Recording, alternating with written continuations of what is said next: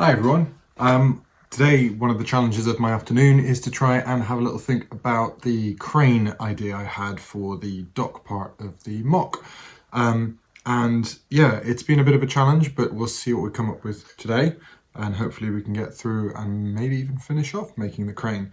So yeah, the lucky thing, as I mentioned in previous videos, is I've started using this Mills plating, which does mean that I can move this quite easily around. So I've just taken this section of the MOC out, and as you can see, it's a 32 by 32 base plate section with, so this is right at the front of the MOC with a little sort of beach front, and I'm not quite sure what I'm going to do here yet, but possibly some houses, or I think my kids are quite keen on this being a little battle scene, just because I'm thinking about putting the Viking ship in this area here in the MOC.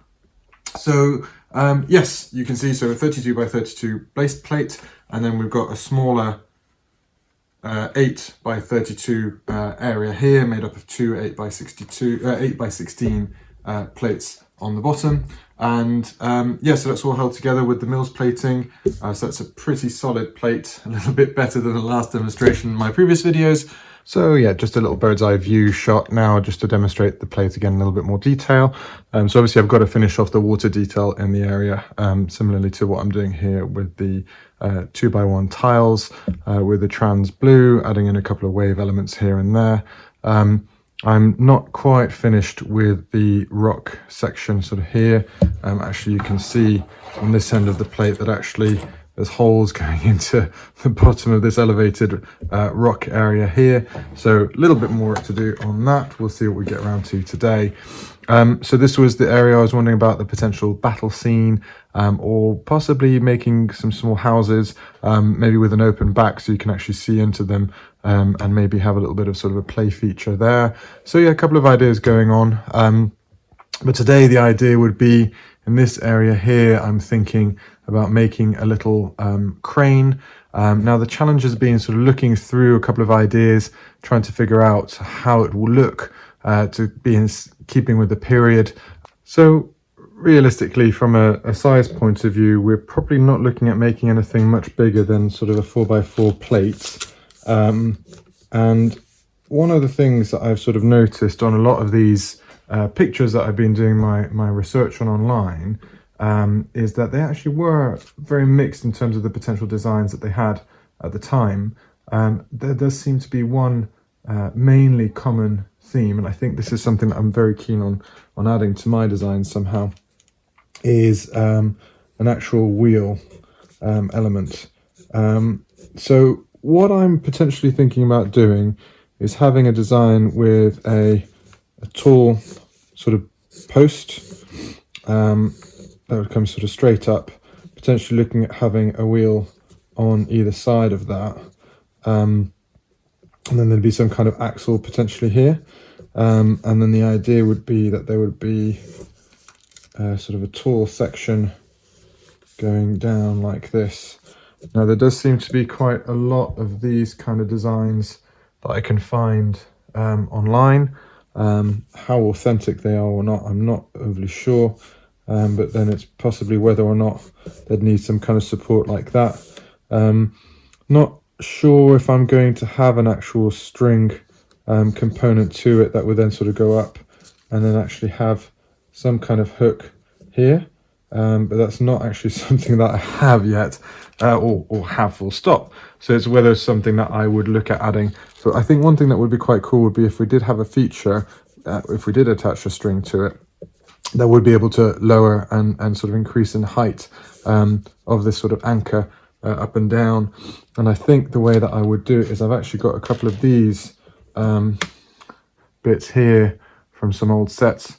So whether or not I could sort of do some kind of crank system, that would be quite cool. And then I think probably similar to what the design we've got in the castle, where there's a sort of system to sort of block it, to stop it from turning either one way or the other.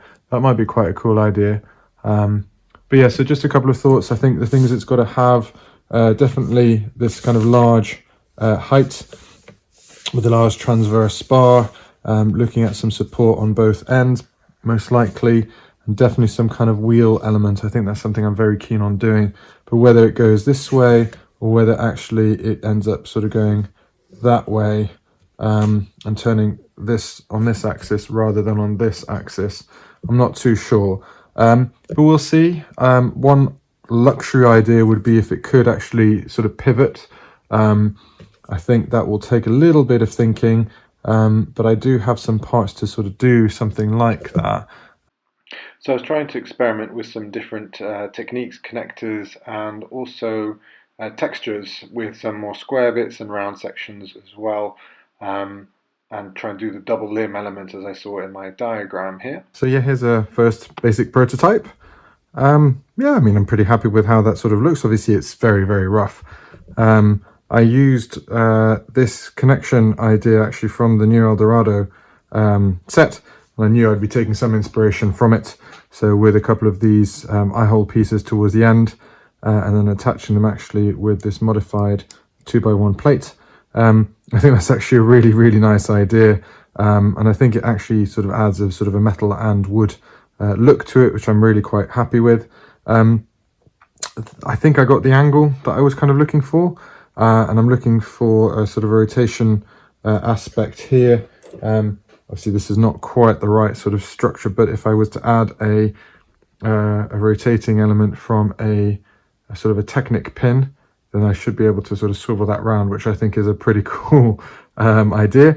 I think the thing which I'm probably going to have to tweak more is to do with the back here, just because the use of these kind of modified plates to get that on, I'm just not a massive fan of that. I'm wondering whether I might swap it out with another one of these, and then that might actually also give me the base to which I would build the actual rotating mechanism.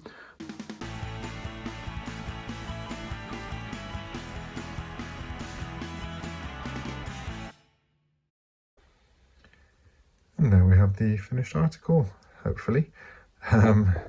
So set up there at the end of the pier with actually a working mechanism. I tried to figure out a way of doing it with a chain, just didn't work out. So I thought I'm not quite got Lego string, so I'll try and raid our sewing kit and get some string out. But I think it turned out quite well. It does have an up and down mechanism, as I said in my sort of diagram and plan. So it does wind up and down. My only thing that I've got that I would quite like to make a little bit better is to keep it up. It does rely on a little pin here to stop the actual cog from turning. But yeah, there we go. I think it looks quite good. And I've just made a little bit of a scene with a little market here. It's got a few stalls here. We've got the fishmonger and the produce sales there, as well as excuse the growling dog there in the background. The sort of drinks keg from the castle set, with the maiden having a little drink there, and the farmer there with his cow. And then, as you said, in the background here with the blacksmith. So yeah, starting to make a bit of a scene. I wonder what you guys think. Leave a comment.